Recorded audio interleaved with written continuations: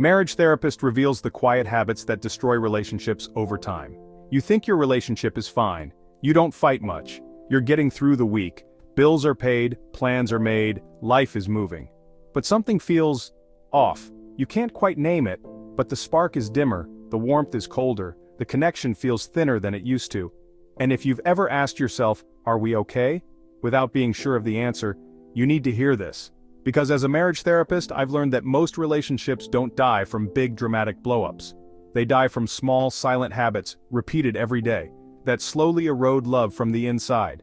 The things you're not noticing, the moments you're not speaking up, the emotional pauses that become permanent distance. They don't feel like much in the moment, but over time, they destroy intimacy, trust, and connection. And the worst part, by the time couples come to see me, it's often too late. In this video, I'm going to share the quiet habits I see over and over again. The ones that look harmless, but lead to emotional separation and slow collapse. And most importantly, how to catch them before they cost you the relationship you're still hoping can be saved. Let's begin. The myth.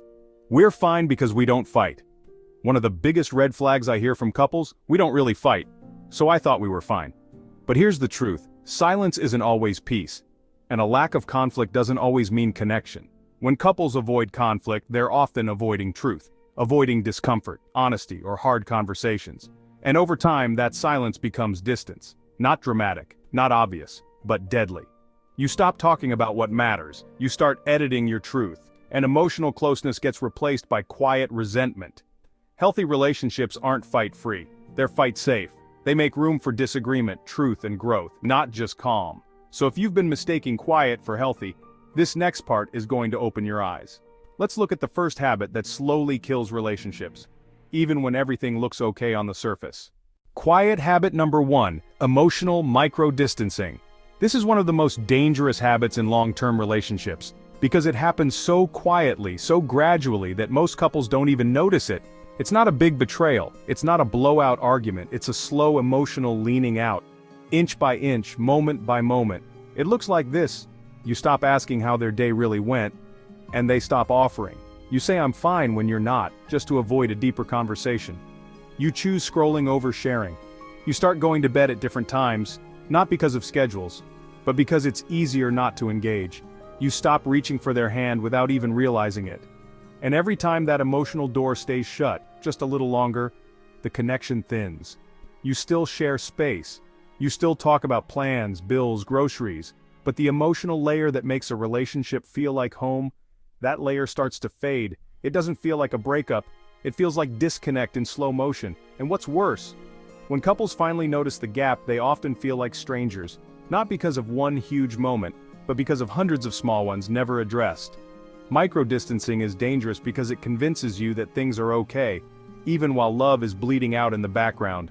But the earlier you name it, the easier it is to fix. Quiet habit number 2, withholding appreciation. When was the last time you said, "Thank you for doing that," or "I love how you always," to your partner? Not just for a big gesture, but for the everyday stuff they always do. The truth is, appreciation is oxygen for connection. And when it's missing, love starts to suffocate, silently. Early in relationships, we're expressive. We notice everything, we say thank you, give compliments, show affection constantly. But over time, we start assuming, we start expecting, and we stop acknowledging. He takes out the trash, and it goes unnoticed. She handles the kids' schedules flawlessly, and no one says a word. They show up, help, stay consistent, and it becomes normal instead of noteworthy. And the worst part, most people don't even realize they're doing this. They're not being ungrateful, they're just getting used to each other.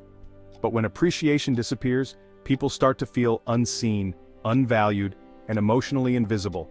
That's when the resentment builds, not because they want praise, but because they want to feel like they matter, like their effort still lands, like love hasn't gone unnoticed. Withholding appreciation doesn't just dull a relationship, it deadens it. And here's the hard truth: if you don't actively appreciate your partner, someone else eventually will. A friend, a coworker, a stranger. And that attention, that validation starts to feel like warmth you forgot existed. So if you want to protect your relationship, don't wait until you feel disconnected. Start now. Notice what they do. Say thank you. Mean it. Often. Gratitude is a habit, so is neglect. Which one are you practicing? Quiet habit number 3, conflict avoidance. You've probably heard people say, "We never fight, things must be good." But in a therapist's chair, that sentence often means the opposite. Avoiding conflict isn't a sign of peace, it's a sign of fear. Here's what conflict avoidance really looks like. You feel hurt by something they did, but say nothing. You disagree but stay quiet to keep the peace. You notice patterns that upset you, but you'd rather let it slide than start a thing. You tiptoe, you tolerate, you suppress, and it adds up fast. Every avoided conversation becomes a silent wedge. Every unsaid truth becomes a mini betrayal of self. Every "it's fine when it's not" builds internal resentment.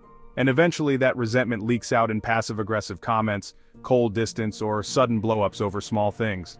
Healthy relationships aren't built on avoiding discomfort. They're built on navigating it, together. Conflict is growth. It's truth. It's a sign that you care enough to work through something difficult. Avoiding conflict doesn't preserve connection. It pretends things are okay, while the real problems go unspoken and unresolved. And over time, the person who never speaks up becomes the person who suddenly checks out, and the partner left behind doesn't understand why. So if you've been avoiding the hard conversations, you're not wrong, you're just protecting yourself. But protection isn't connection, and silence never solves what honesty can heal.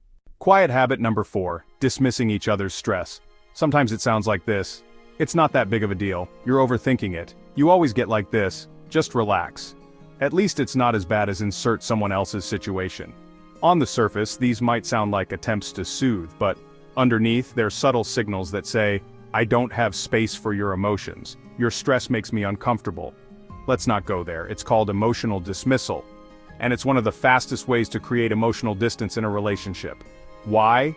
Because when your partner comes to you stressed, frustrated, or overwhelmed, they're not always looking for a solution. They're looking to feel seen, heard, held. And when you wave it off, even with good intentions, it sends a clear message. Your feelings don't belong here. Over time, this builds a silent wall. Your partner stops sharing, stops opening up, starts keeping things in.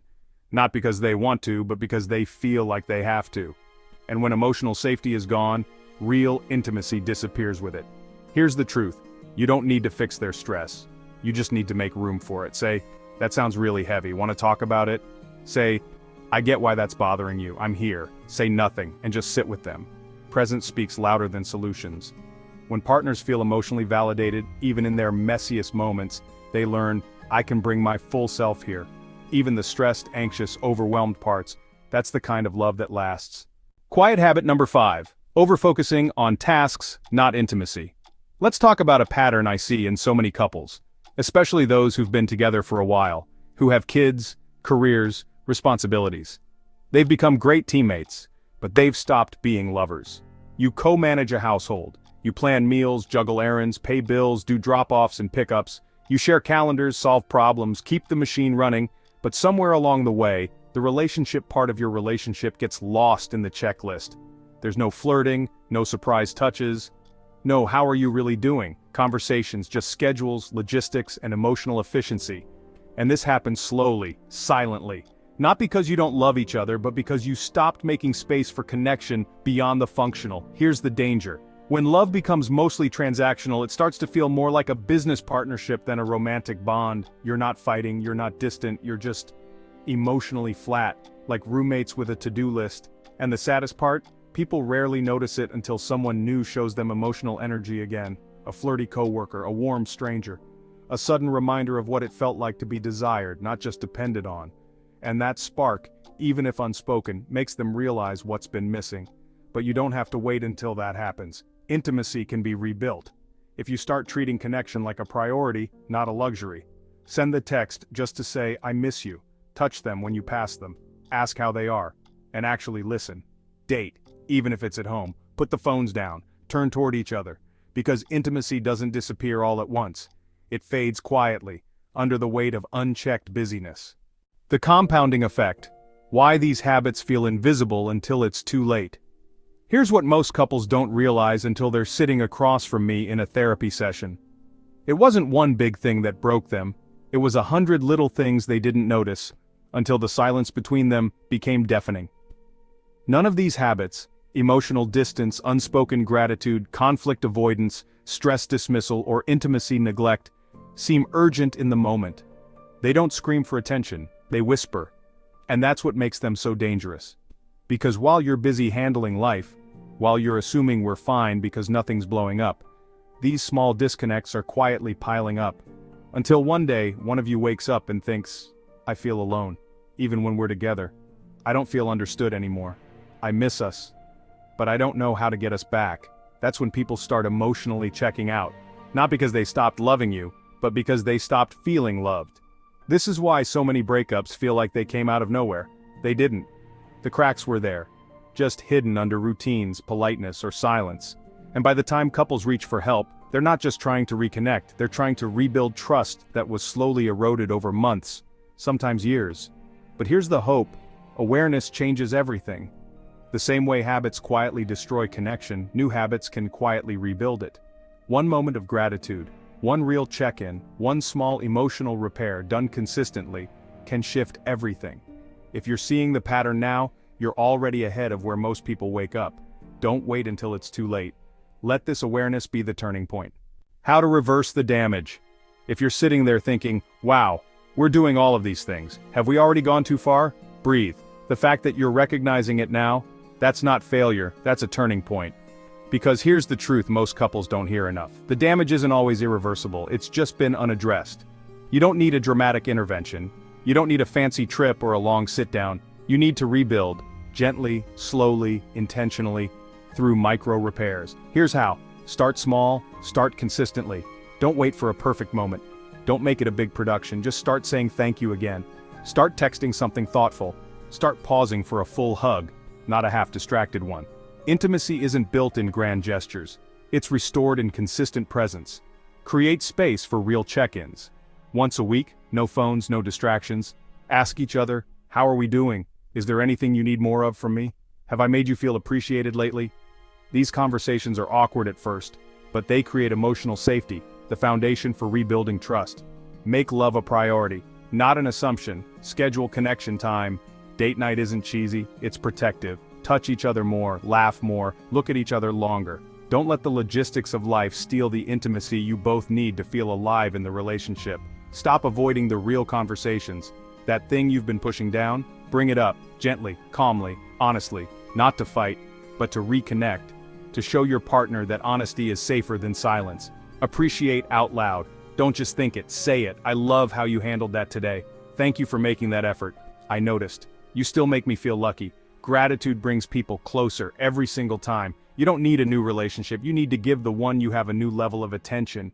Because where attention goes, connection grows. Relationships aren't broken by one moment, and they don't need to be saved by one either. They're healed in the daily choice to be present again. If you've made it this far, you already care more than most people do. You're not just watching this to learn, you're watching because something inside you is saying, I don't want to lose what we have. I want to be better and love better, and that's everything. You see, the couples who make it, they're not perfect, they mess up, they drift sometimes, they fall into these quiet habits too. The difference: they notice, they speak up, they reconnect before the distance becomes damage. So if you've recognized some of these habits in your own relationship, this isn't your shame story, it's your starting point. Love doesn't thrive by accident, it thrives on awareness, effort, and care, especially in the small moments. Drop a comment below, even if it's just, I'm showing up better starting today. You never know who else needs the reminder that real love can be rebuilt. Like the video if you want to support similar type of content. Subscribe for more honest, emotionally intelligent conversations about love, connection, and how to keep choosing each other even in the quiet seasons. Because you deserve a relationship that grows with you, that deepens over time, that doesn't just survive, it stays alive, and it starts with what you choose to do, right after this video ends.